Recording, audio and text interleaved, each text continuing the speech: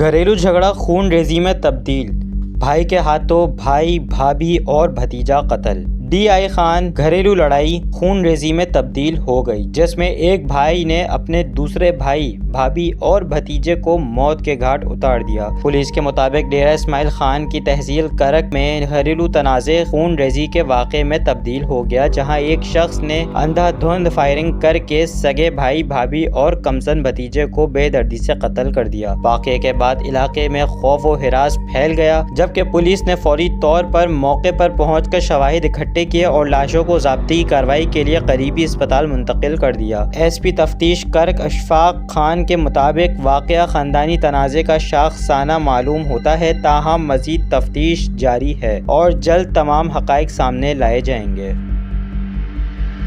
وان کراچی کی ویڈیوز دیکھنے کے لیے ہمارا چینل سبسکرائب کیجیے اور بیل کے آئیکن کو کلک کیجیے تاکہ آپ ہماری تمام آنے والی ویڈیو سے باخبر رہ سکیں۔